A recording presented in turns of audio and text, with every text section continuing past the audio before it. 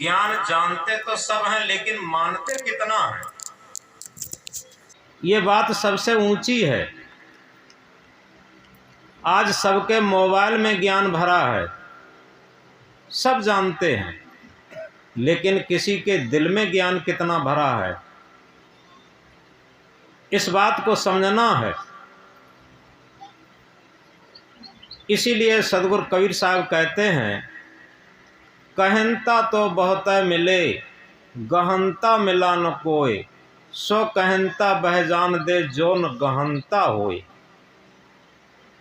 कहने वाले बहुत मिल जाते, लच्छेदार भाषण करने वाले भी बहुत मिल जाते, लेकिन ऐसे लोग बहुत कम मिलते हैं जो धारण करते हो। धारण करे तो धर्म है, धारण करे तो धर्म है, नहीं तो थोथी बात। सूरज उगे तो दिवस है, नहीं तो काली रात। अगर हमने धारण कर लिया तो धर्म हो गया, अगर धारण नहीं किया तो कितना भी सुबह से शाम तक चिल्लाया जाए, लेकिन कोई भी फर्क नहीं पड़ता। तो इस तरीके से हमें समझना यह है कि वास्तव में सत्संग किसे कहते।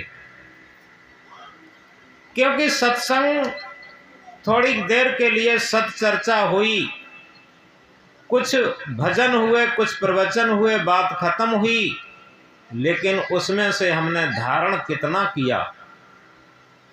जब तक हम कुछ धारण नहीं करते हैं तब तक हमारे जीवन में कोई परिवर्तन नहीं आता, और जब तक जीवन में परिवर्तन नहीं आता तब तक हमें सुख शांति नहीं मिलती।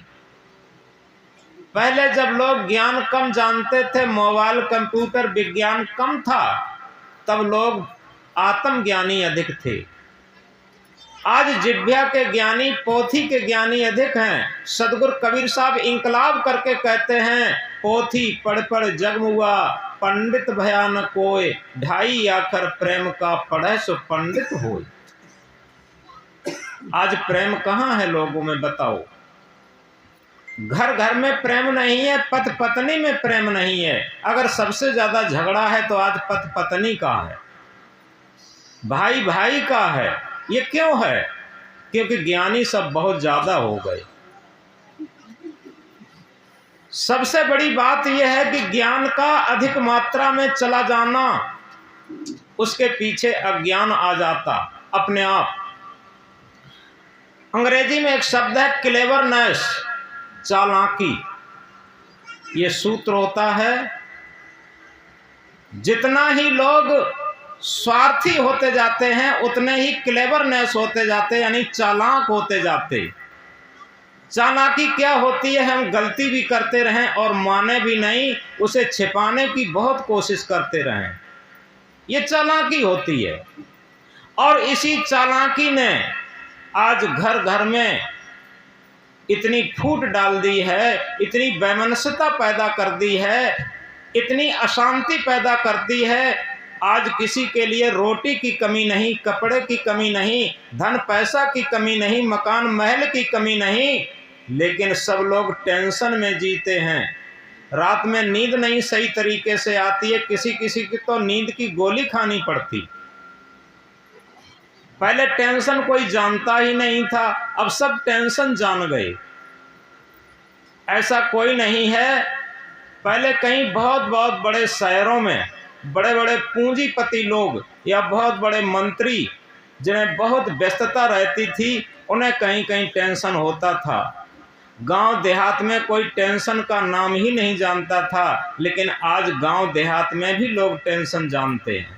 छोटी छोटी बातें होती हैं तो कहते, छोटे छोटे बच्चे कहते हैं कि अरे ज़्यादा बात मत करो, मुझे तो टेंशन हो गया। तो इस तरीके से देखो, पशुओं को कौन टेंशन है? कौन सी पोथी पढ़ते बताओ?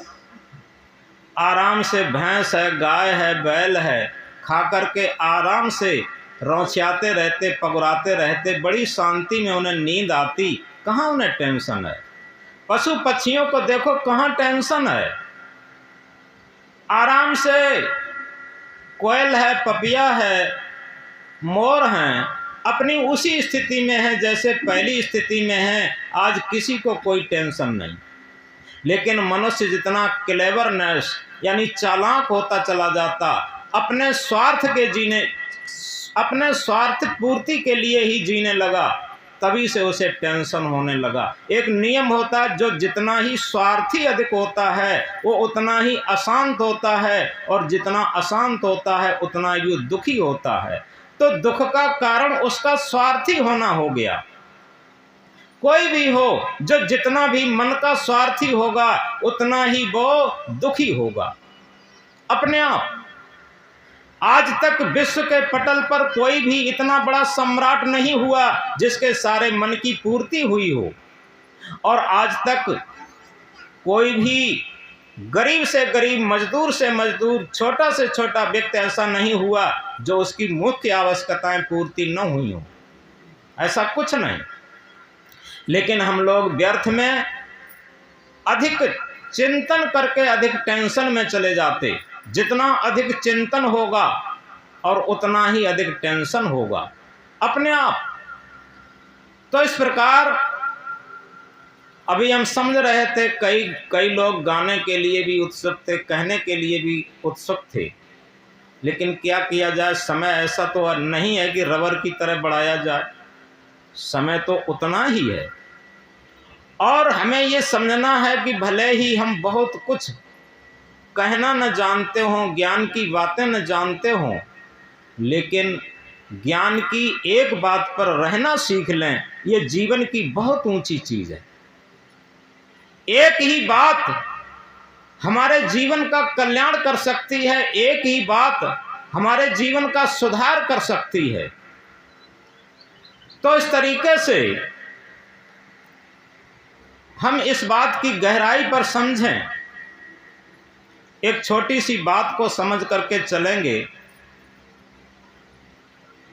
गंगा नदी के तट पर एक संत रहते थे, अपनी कुटिया में निवास करते थे, और उनका एक शिष्य था। गुरुजी और शिष्य अपने आराम से आध्यात्म चिंतन में लगे रहते थे। एक दिन क्या होता है, दो चार भक्त भी आ गए, कुटिया के बाहर बैठे, कुछ चर्चा चलती रही, और धीरे धीरे शाम हो गई। भक्त तो चले गए। भक्त चले गए। गुरु जी के पास एक पुस्तक रखी थी। गुरु जी ने शिष्य से कहा कि बेटा जाओ, ये कुटिया के अंदर रखाओ, अब अंधेरा हो गया है, ये पुस्तक कुटिया के अंदर रखाओ। शिष्य उस पुस्तक को लेकर के कुटिया के अंदर रखने गया, तो एकदम डर की वजह से बाहर आ गया और कहा, गुरुजी, कुटिया में तो काला नाग बैठा है, लेटा है। गुरुजी ने कहा, जाओ, काला नाग बैठा है, ऐसा करो, जाओ मंत्र जपो, जा करके नाग भाग जाएगा।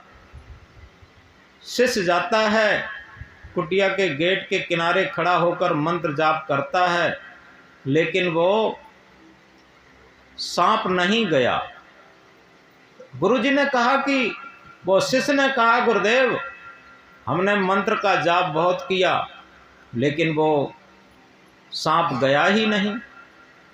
गुरुजी ने कहा, ऐसा करो, तुम कुछ ज्ञान की चर्चा करो। तो उसने जाकर के ज्ञान की चर्चा कुछ वहां पर की। ज्ञान की चर्चा करने के बाद भी वो सांप वहां से नहीं हिला, न गया। शिष्य ने कहा, गुरुदेव, बहुत ज्ञान की चर्चा की, तब भी वो नहीं हटा वहां से। गुरुजी ने कहा कि अब ऐसा करो, एक दीपक ले जाओ, दीपक का प्रकाश करो, और दीपक के प्रकाश में चला जाएगा। शिष्य एक दीपक को प्रज्वलित करके और अंदर ले जाता है। जैसे ही अंदर गया तो देखता क्या है, जिसे वो सांप समझ रहा था, वो एक रस्सी का टुकड़ा टेढ़ा मेढ़ा पड़ा था सांप की तरीके से। और दीपक रख कर के शिष्य बाहर आता है। गुरुजी से कहा, गुरुदेव, बड़ा भ्रम हो गया, बड़ा धोखा हो गया। कि क्या हुआ कि जैसे ही हमने दीपक प्रज्वलित करके कुटिया के अंदर रखा, वैसे ही सांप हो गया। वो सांप नहीं था, रस्सी का टुकड़ा टेढ़ा मेढ़ा पड़ा था, सांप के आकार का। गुरुजी ने कहा कि बेटा, इसी तरीके से जीवन में हम कितने भी मंत्रों का जाप करते रहें, कितने भी पूजा पाठ करते रहें, कितने भी यज्ञ हवन करते रहें, कितने भी तीर्थ व्रत करते रहें और कितने भी ज्ञान याद करके प्रवचन करते रहें, कितने भी भजनों को गाते रहें, लेकिन जब तक अपने हृदय की कुटिया में ज्ञान का दीपक प्रज्वलित नहीं करेंगे, तो जैसे कुटिया में जब तक दीपक नहीं गया था तब तक भ्रम हो रहा था कि वहां सांप बैठा है, और जब दीपक प्रज्वलित करके वहां रखा तो वो सारा भ्रम हट गया। इसी तरीके से अपने हृदय की कुटिया में जब आत्मज्ञान का, सेल्फ नॉलेज का, विवेक ज्ञान का दीपक स्वयं प्रस्फुटित करके उसमें प्रज्वलित करेंगे तो संसार का सारा भ्रम, अज्ञान हट जाएगा, अंधेरा हट जाएगा अपने आप। और तब तक अंधेरा नहीं हट सकता, चाहे हम लाखों प्रयास करें, लाखों कोशिश करें। एक ही उपाय है, वो है यूनिवर्सल, सार्वभौमिक, कि अपने अंदर कुटिया में, हृदय की कुटिया में हमने ज्ञान का दीपक प्रज्वलित किया कि नहीं किया। यह सबसे ऊंची चीज है। अगर ज्ञान का दीपक प्रज्वलित कर लेते हैं तब क्या स्थिति आती है।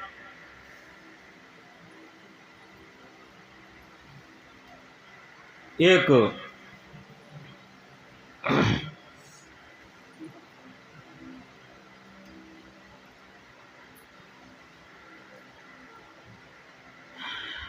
संत भिक्षा मांग रहे थे। एक गांव में पहुंचे, एक दरवाजे पर आवाज लगाई, माता जी कुछ भिक्षा दे दो।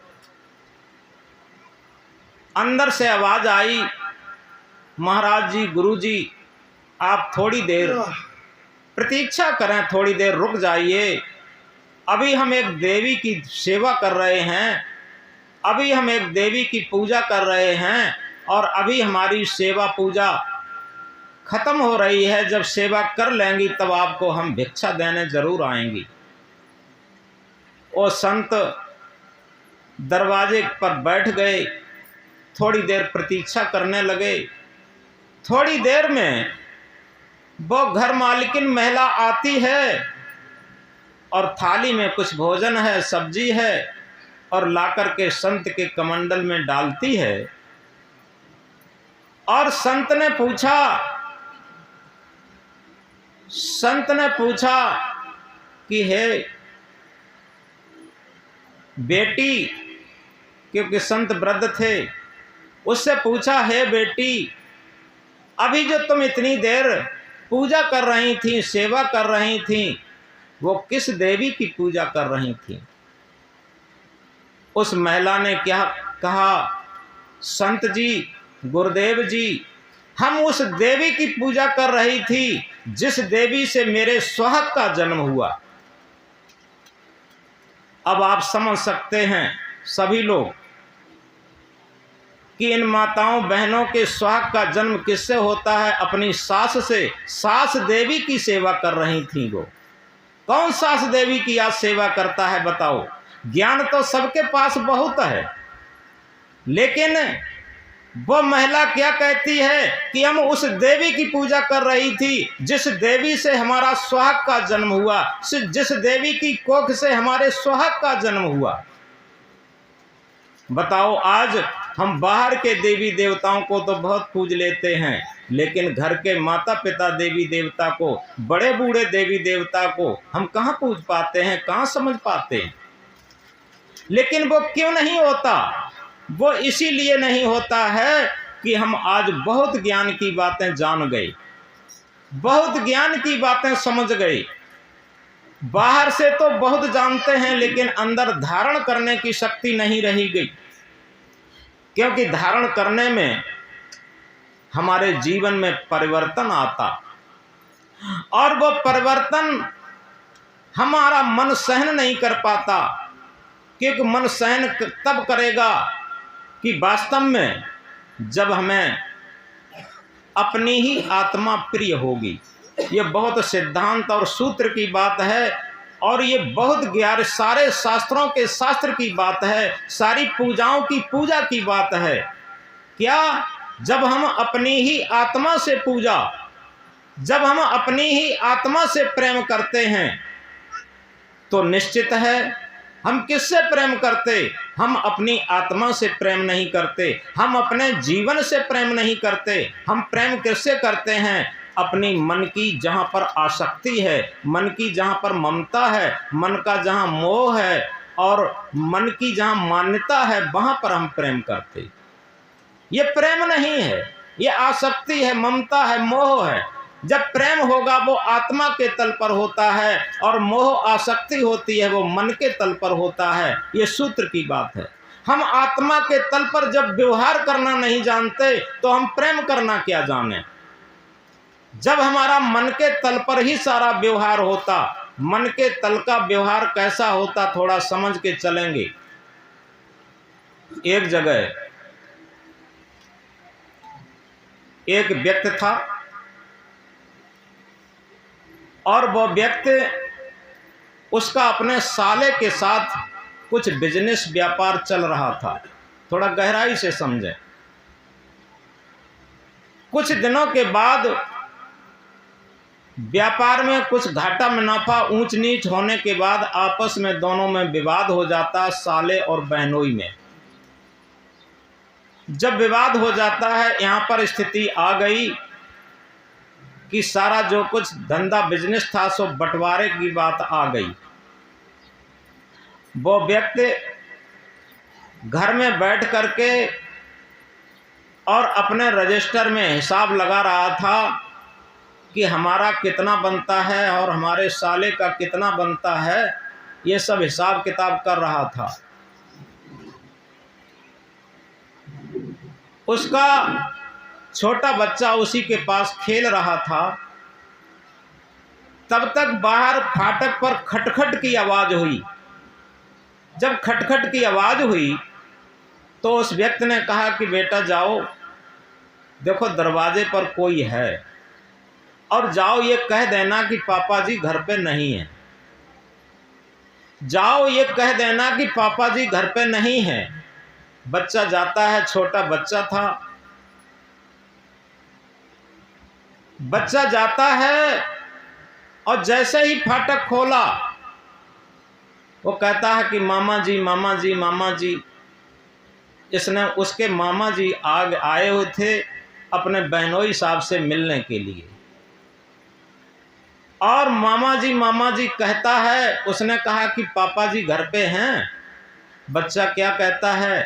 पापा जी ने ये बोला है कि जाओ कह दो पापा जी घर पे नहीं हैं। सब लोग समझ गए होंगे बच्चा क्या कहता है। पापा जी ने यह बोला है कि जाओ कह दो पापा जी घर पे नहीं हैं।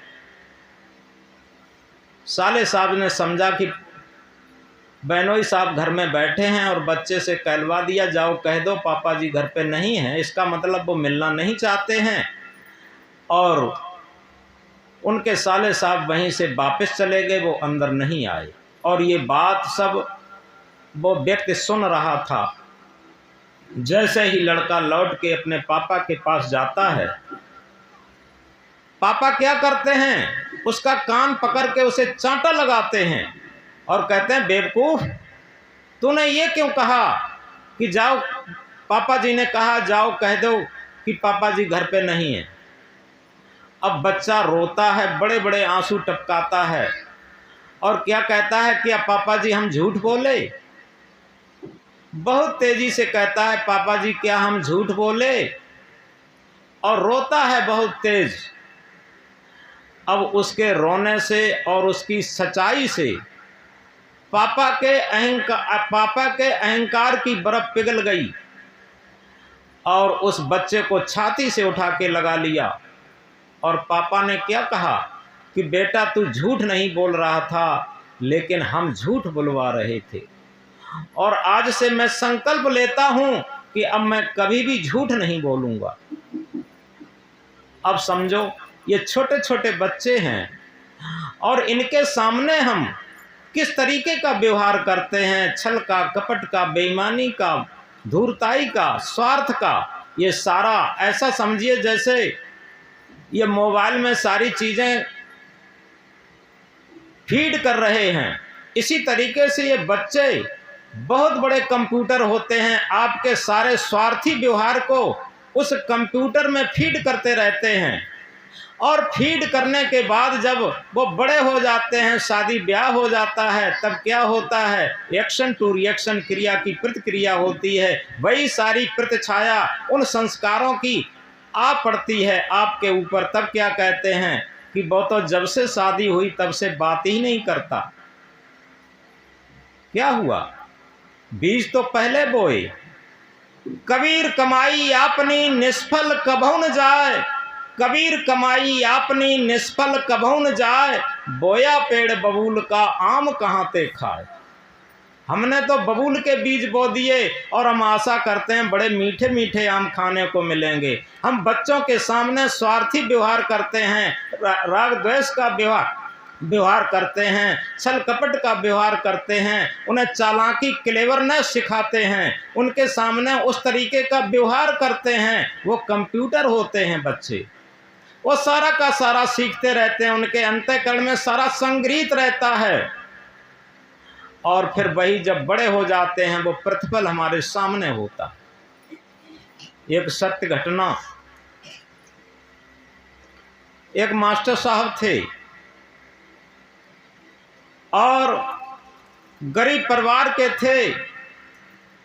उनके पिता ने मजदूरी करके और बहुत खर्च करके उन्हें पढ़ाया। उनकी पत्नी पहले खत्म हो गई थी और संयोग ये बना, सौभाग्य ये बना, उस लड़के की मास्टरी लग गई। जब वो लड़का मास्टर बन गया तो अप टू डेट लड़की से शादी भी हो गई, पढ़ी लिखी अप टू डेट लड़की से शादी हो गई। शादी होने के बाद कुछ दिनों के बाद एक बच्चा उनके जन्म लिया, बड़ी खुशी मनाई गई। वो बुजुर्ग पिता उनके मास्टर साहब के बड़े खुश थे। लेकिन जब बच्चा थोड़ा बड़ा होने लगा, धीरे धीरे पत्नी का, मास्टरनी का व्यवहार भी बदलने लगा और व्यवहार बदलते बदलते काफ़ी बदल गया। एक दिन क्या होता है, मास्टर साहब स्कूल से घर में जाते हैं। मास्टरनी ने कहा कि मास्टर साहब, अब वो बाहर से गए, भोजन पानी की कुछ नहीं, अपनी शिकायत लेके बैठ गईं और ये कहा कि मास्टर साहब, अब या तो अपने पिता को लेकर रहो या हमको लेकर रहो, दोनों लोग साथ साथ नहीं रह सकते। हम अपने मायके में जाकर रहेंगे। अब मास्टर साहब की बेचारे की ऊपर की सांस ऊपर, नीचे को नीचे की। क्यों? जिन मास्टर साहब ने, जिन पिताजी ने हमको मास्टर बनाया, मजदूरी की, कितना खर्चा किया, और उन मास्टर से, उन पिताजी से ये मास्टरनी ये कहती है कि या तो पिताजी को लेकर रहो या हमको लेकर रहो, दोनों में से एक ही रहेंगे। मास्टर साहब ने भोजन भी नहीं किया, टेंशन हो गया पैदा, जिसका अभी हम बात कर रहे थे। भोजन नहीं किया, वो चुपचाप चले गए वहाँ से और शायद इधर उधर कुछ खा लिया होगा। अगले दिन भी पढ़ाने के लिए बिना खाए चले गए। स्कूल से जब लौटे तो मास्टरनी ने फिर मास्टर से कहा कि देखो ऐसा करो, हम एक बीच का रास्ता निकालते हैं। बीच का रास्ता निकालते हैं क्योंकि तुम्हारे पिताजी, उसने ये नहीं कहा कि पिताजी, ये कहा कि तुम्हारे पिताजी जब भोजन करते हैं तो लार टपकाते हैं। वो इतना बूढ़े हो गए हैं कि लार टपक जाती है, और थाली में जब लार टपक जाती है तो हमें इतनी घृणा हो जाती है कि फिर हम भोजन भी नहीं कर पाती। थाली मांजना तो बहुत बड़ी बात है, इसलिए बीच का रास्ता निकालती हैं। ऐसा करो कि कुमार के यहाँ से कुछ प्यालियाँ ले आओ और जब प्यालियां तुम ले आओगे तो एक प्याली हम रोज भोजन परोस दिया करेंगे और प्याली खेत में उठा करके फेंक दिया करेंगे, थाली मांजने की कोई ज़रूरत नहीं पड़ेगी। इस तरीके से चल सकता। मास्टर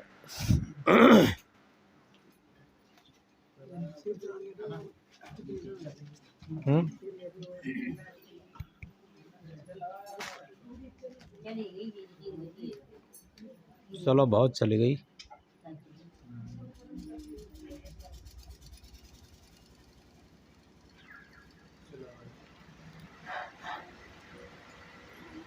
बोला सतगुरु कबीर साहब की। मास्टर साहब बेचारे सर खुजलाते हैं और सर खुजला करके वो कुम्हार के यहाँ गए और एक ही बार में 100 प्यालियाँ खरीद के ले आए। 100 प्यालियाँ खरीद के ले आए और घर में रख दिया। अब मास्टरनी क्या करती हैं, एक प्याली में भोजन परोस देती हैं और घर से बाहर खेत था उसी में प्याली फेंक देते हैं। उनका जो 6-7 वर्ष का बेटा था,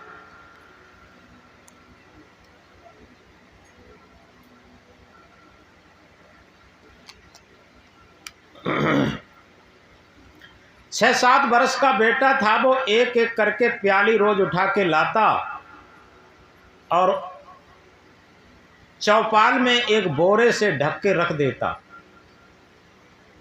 रखता रहा। कोई दीपावली जैसा त्योहार आया, मास्टर साहब की छुट्टी थी। मास्टर साहब ने क्या काम किया, चौपाल को साफ करना शुरू किया। तो एक तरफ से चौपाल साफ कर रहे थे, सफाई करते करते उसी कोने पर पहुंच गए। बोरा हटाया तो सारी झूठी प्यालियां वहाँ इकट्ठी लगी थी। अब मास्टर साहब झल्लाए, उन्होंने मास्टरनी को बुलाया कि मास्टरनी इधर आओ। मास्टरनी गई कि तुमने ये झूठी प्यालियां खेत में भी नहीं, घूरे पर भी नहीं फेंक पाई, ये सब चौपाल में रखती रहीं। मास्टरनी ने कहा कि हम तो रोज एक एक करके सारी प्यालियां खेत में फेंकती रही, यहाँ किसने रख दी। तब तक उनका वो 6-7 वर्ष का बेटा आया, छाती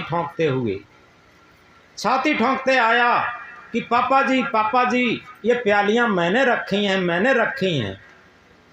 मास्टर साहब की मास्टरनी से तो कुछ बस न चला, उस बच्चे को जरूर एक चांटा जमा दिया, एक ऐसा चांटा जमा दिया बच्चे को और ये कहा कि उल्लू के पट्टे,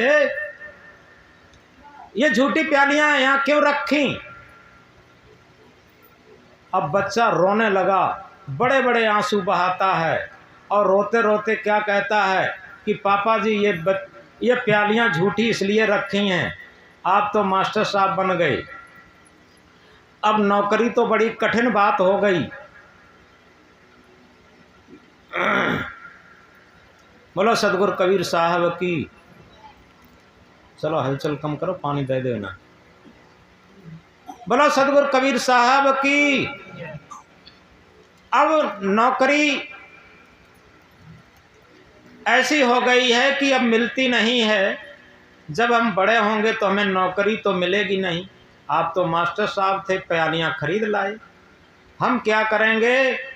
इन्हीं प्यालियों में पापा मम्मी दोनों को हम भोजन दिया करेंगे। ये धो लेंगे झूठी प्यालियां और धो करके इन्हीं प्यालियों में आप लोगों को भोजन दिया करेंगे।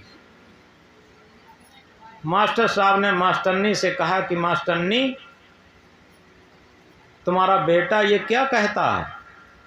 ये बात सुनकर के मास्टरनी को झांन आ गया, वो अपना सर पकड़ के बैठ गई, अंधेरा छा गया आंखों के सामने, सर पकड़ के बैठ गई। थोड़ी देर बाद जब होश में आती हैं पानी पीकर तो बच्चे को बुलाती हैं, बेटा इधर आओ। बच्चा मुश्किल से मम्मी के पास गया, उसने कहा क्या है, अकड़ते हुए कहा क्या है। मम्मी ने कहा कि बेटा ये बात मत कहो, हमसे बड़ी गलती हो गई है।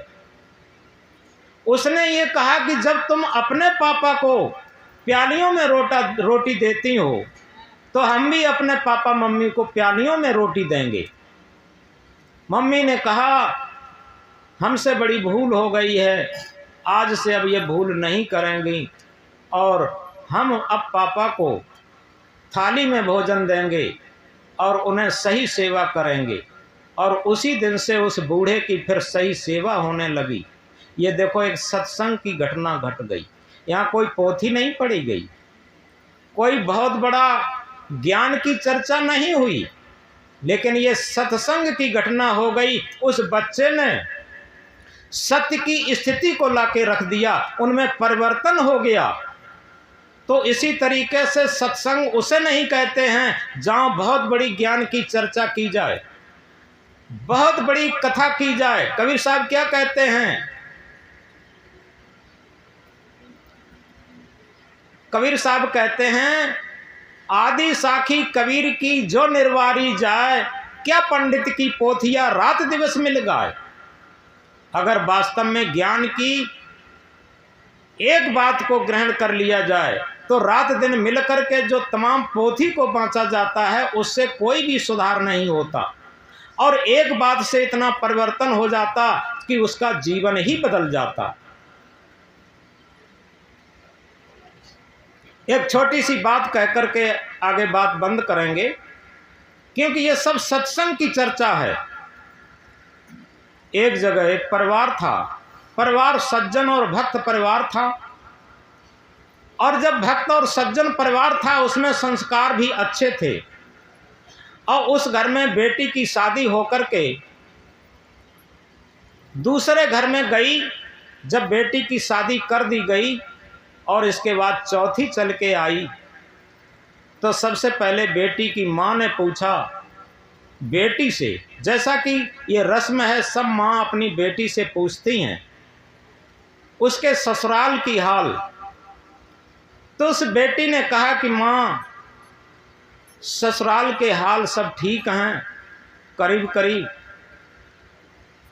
पिताजी तो बिल्कुल सही हैं, वो तो सरल हैं, बिल्कुल सादा हैं, और सज्जन भी हैं, अच्छे भी हैं, और करीब करीब पति महाराज भी करीब करीब ठीक हैं।